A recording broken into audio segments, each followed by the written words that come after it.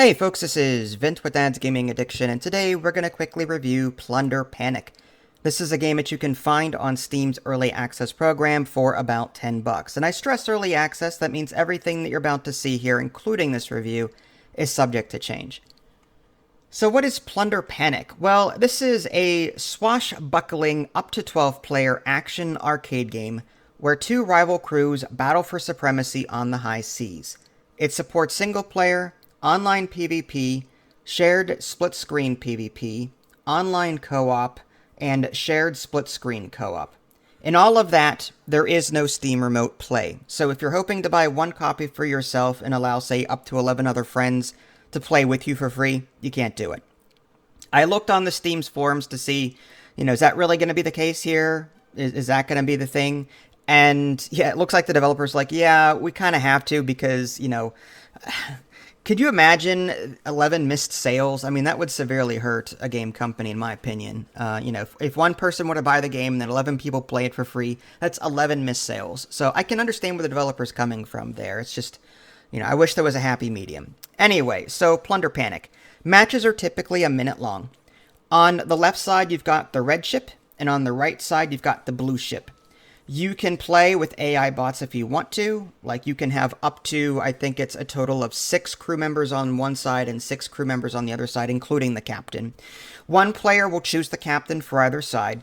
And there are 4 different ways to complete your match, to win the match in this particular game. The first way is to grab gold from the island and deposit it into your team's treasure chest.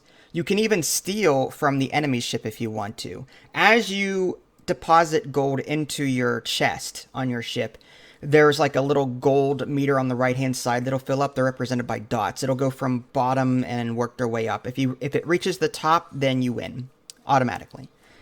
Another way to win is the captain. By eliminating the enemy captain, little skulls and crossbones will start appearing on their ship. If you manage to make the enemy captain run out of lives, then they instantly lose. So that's another way to win. Also, there's a cannon in the middle of the field. Basically, you're going to load the cannon up with a cannonball, and if you manage to fire it 3 times at the enemy ship, it will sink the enemy ship, and then you win. The fourth and final way to win is the rowboat. On the very bottom of the screen is a rowboat, and it's sort of like a tug of war, where, you and your crew members can jump into this rowboat and try and get it to the enemy ship. If you manage to do that, the bombs in that ship will go off and you automatically win.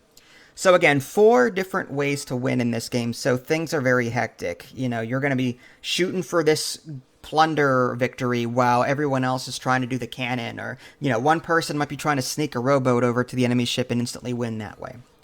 Very fast-paced, very crazy. You can play with modifiers to some degree. For example, random captains, you can have it so that the game will automatically choose a random captain. You can have it so there's no captains, meaning that one victory condition is disabled. You can have it so that people have seagull wings and can fly around. There's friendly fire modifications. There's also items that will drop, and you can set the frequency in which they drop. Grape shot, for example, Molotov cocktails, blunderbusses, squid shot, captain's hat, rum barrel, and so on. So you'll have to read these through and see which ones you like and so on. One thing I will say about the game, it's not bad, but the UI and the controls are a bit wonky. I'm playing with the Xbox 360 controller. I highly recommend using a controller. The keyboard controls are there, but it's WASD to move around and J, K, and L to do your other actions, and I'm like, eh. There's no, in-game mouse thing as far as I can tell. Maybe I'm wrong, but the controller seems to be the way to go.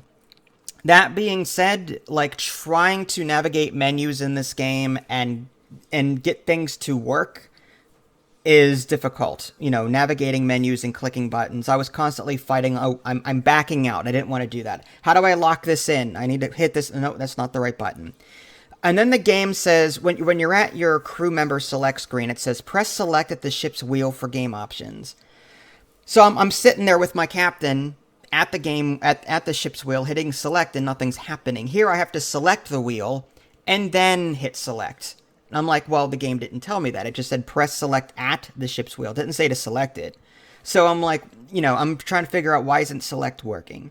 And then there was a menu in the options menu, the controls menu. If you go into that, the B button does not work. You can't back out of it. You have to enable the mouse real quick, click on the back button, and then go back to your controller. So the game is clearly still early access. The UI, fighting for control, is a pain in the butt. As far as the gameplay itself, like I said, it's very fast-paced. I do like the fact that there is a tutorial, and I do like the fact that you can set how many AI crew members are going to be with you. So if you want a slightly less hectic experience, you can set it to like one AI crew member per side, and then it's like you and your AI versus a single AI. And then that way you've got more time to play around a bit before you're ready to take on, a 6v6 kind of thing. That's cool. I like that. However, you cannot choose the difficulty of the AI. That's another failing, I think. The game is pretty brutal, so if you want to slow things down and get used to the controls, the computer's not going to let you do it. So this game can definitely use some improvements for sure, but I can see this being a very fun game, with real people. And yes, you can have the AI fill in in a pinch. But I still think the game needs to be improved in some areas. Mainly, the controls, trying to navigate the UI with the controller or the mouse is a pain. The default keyboard controls are just, no, JKL, I don't think so. So it practically just says use the controller, and that seems to be the way to go. And again, no AI difficulty settings. It's just the standard one. But the game does have a lot going for it. I like the casualness of it. I don't like how quickly matches can go sometimes. I wish there were ways to modify, maybe it's 6 cannonballs to end the match, or maybe this much gold to end the match, or like matches are just way too quick in my opinion. I want more time to play around on the field and do things. It's over before I know it. It's just one of those things. So, I mean, if you like fast, hectic, hack and slash, PvP kind of games, then definitely check this out. But it could definitely stand to be improved in some areas. If you guys haven't already, subscribe to me on Twitch and YouTube. That way you can stay up to date with any new content I happen to publish. This is Vince. Thanks for watching, and I'll catch you next time.